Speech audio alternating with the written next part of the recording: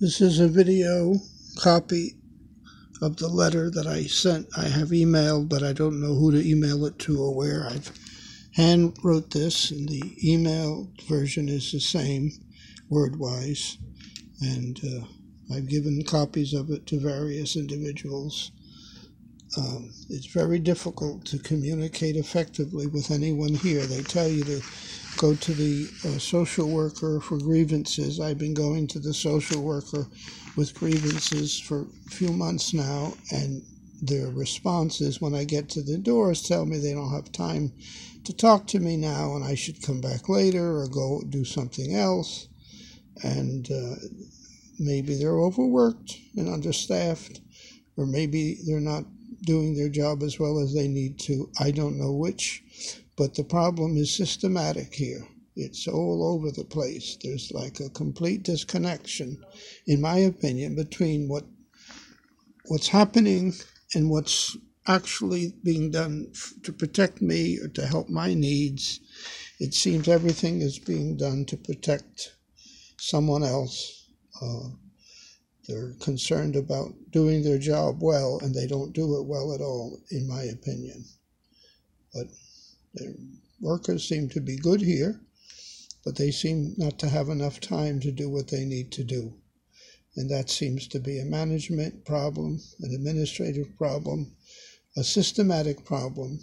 And I think that it seems to be true in most nursing homes, which then means it's really, really a serious problem, because there are people all over the United States in nursing homes getting lousy care, and it's being pretended that it's good care, and all the dots and our I's are dotted and the T's are crossed, but the people are dying from lack of attentive care, and they're suffering frustration after frustration, because to them it doesn't make any sense, and the people who are in charge apparently don't have the ability to use common sense and to think things through.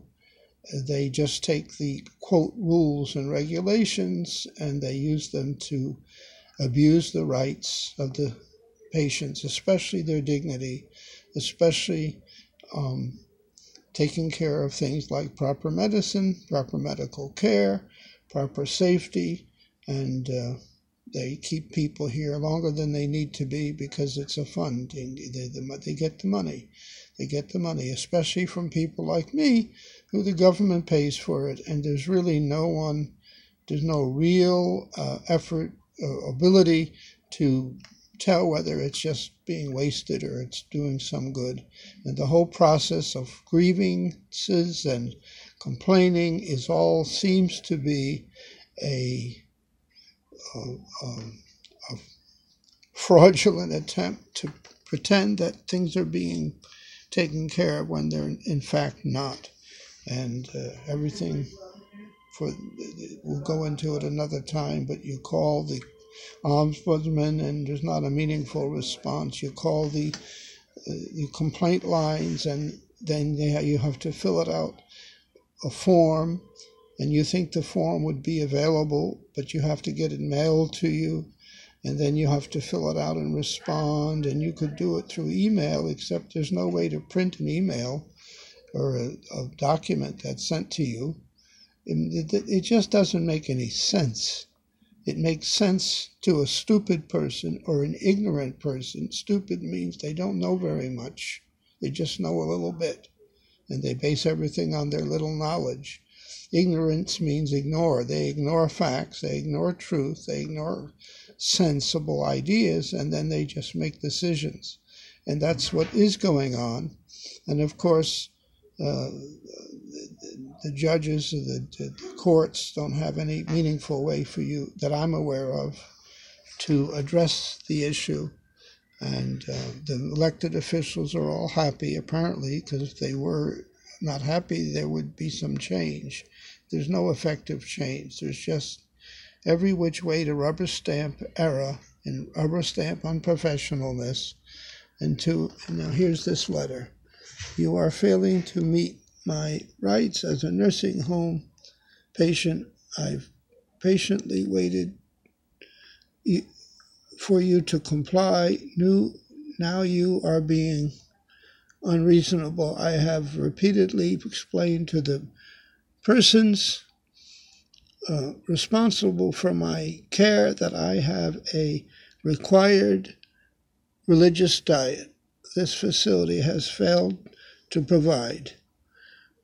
I eat a specific religious diet. Mostly it can be followed by following the website, the Weston A. Price Foundation diet, but my specific religion requires a few adaptations. I've given you written statements on this in the past. Because your home, this nursing home I mean, has refused to or failed to meet my diet, I have tried to follow it by buying food at the grocery store and or bringing it from home.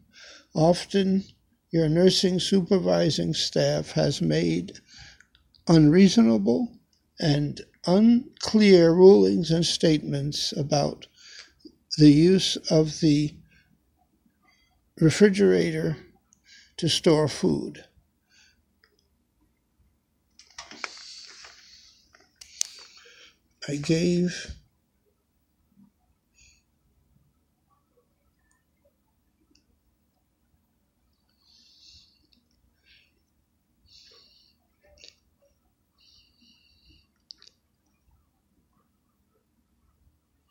I've gone to great effort to meet their demands. Still, they throw away my food that follows my diet and treat me with contempt and disrespect over their failures to responsibly meet my care requirements. Please meet my legally required religious diet. Thank you, Richard P. Hobbs, February 6, 2018. I believe I wrote this on Monday. It's a little difficult to keep track of the dates, but I've given it to people Tuesday and have copies made, and I've tried to disseminate it. I put it in as an email, but to who to send the email to, nobody knows. Nobody's been able to tell me, and you can't find an email address for the administrator online or in any way that I know how to do it. So this is an attempt to make a record of what I consider to be the facts. And now yesterday we had a problem because I have food in the freezer and I've been keeping it there to take it home because I was not well for about a week and a half. I really couldn't go anywhere. I had to stay here. I had a problem with falling. There's evidence and information about that. And it was because of improper care being given to me. It's just more of the same thing. And so when I asked them, they have these demands suddenly yesterday about how the refrigerator has to be cared for and maintained. A couple of days ago, they said you can only keep food there for 24 hours. Then they said 48 hours. Now, yesterday, they said 72 hours. So they keep changing what they say has to be. And they implying that I'm taking much more than my fair share of the use of the space, which is not true. It's just their lack of attention to details, and they're making prejudicial statements and without looking at the facts. And then what's fair and what's right and what's good and how that relates to my diet and their obligation to provide me with what I'm supposed to eat, that they're not doing. They're giving me foods I shouldn't eat, that I don't want to eat, that violate my religion, and then I'm put in a position where I'm tempted to violate the will of God for the satisfaction of the nursing home, rather than have the nursing home do or work with me in some reasonable way to provide me with what I'm supposed to have. They do this for other religions, but they won't do it for mine. Now that's not reasonable, it's not fair, and it is not right, and it is not legal. They get paid and to provide me with food, and the food isn't given to me correctly. It isn't given to me according to even the list that they have. This morning, I think, is the first time in months where I actually got what was actually on the list. And then even there, they had to change the list. They had to write stuff on it. This is what it's supposed to be. And of course, my breakfast is supposed to come at 9 a.m., but they bring it at 8 o'clock. They don't. They're just a bunch of things being done that don't solve any problems. Oh, here's the date. It's February 7th, Wednesday, February 7th. So all these videos I made today, that's the date.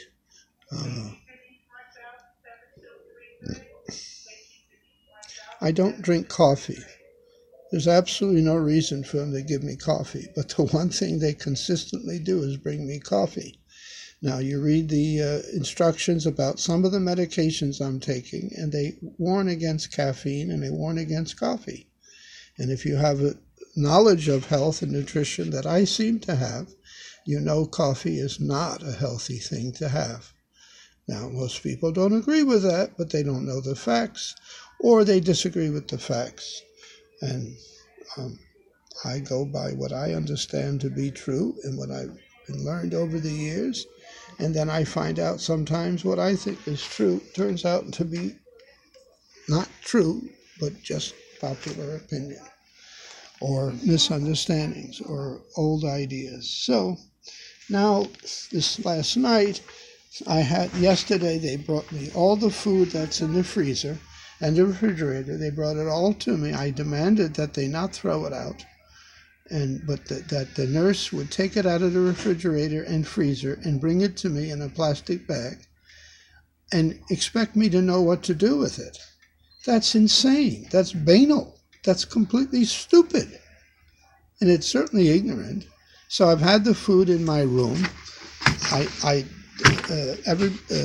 can't go put it in the refrigerator because they have had the door locked when I went there. So last night I had to do a very unhealthy thing and eat the ice cream that was in these 3 containers. This ice cream is still here partly, which instead of eating a little ice cream each time, certain days to follow a certain diet, and I really shouldn't have ice cream at all, but there's the coffee ice cream left over, which I couldn't eat because of the caffeine, and I didn't, I can't even show you the rest of this stuff. I'm going to take it home to my apartment if I go today at 12 o'clock, and I'm going to try to put it in the freezer there. Of course, instead of being able to take it out of the freezer here today and immediately bring it to my house and put it in the freezer there, they've made sure that it had to come here and be out of the freezer for all this time, and their words and their actions don't connect. The lady was here yesterday telling me how important it was to keep the food cold and refrigerated, and then she left it here and never came back and never did anything to resolve the problem and left me in a room in a hospital with no refrigeration available. And instead of doing what I asked them to do, which was to put it in the refrigerator, in the freezer, and today we would pack it up and I'd take it away. No, that had to be done yesterday. Now, they talk about there's not enough room in the refrigerator, but most of the stuff was in the freezer, and there was plenty of room in the freezer. They didn't take the things out of the freezer because they needed space in the freezer. They took them out of the freezer because they're not intelligent enough to understand that if the problem is that the refrigerator is too full, that then you need to straighten the refrigerator out. And I've been diminishing what's in the refrigerator. I've been getting rid of the stuff. It wouldn't be there if they would provide me with my diet and not make me have to try to go out and buy the foods that I would eat in lieu of the diet they're giving me, which is not healthy for me. It's causing me to gain weight, which is not good for my health. It's creating all sorts of problems, of which I will eventually get listed as I have time to write it all out. But these things take time, and I'm here as a patient trying to get better, not trying to spend my time doing legal work and providing my own medical care and my own food and my own needs. But it's exactly what's happening. And you can't say to me, oh, well, this is your fault. I have religious rules. I have them written out, they're explicit. I know what they are. I helped to formulate them of recent, reorganize them, but they're the religion, and I can go through the Bible and show you the connection, and I can go through my understanding of science and show you the connection that supports it. So this is not a good situation. And the problem is that it's not just me. This is happening to every nursing home patient, it seems, in the United States. And that's not a good thing.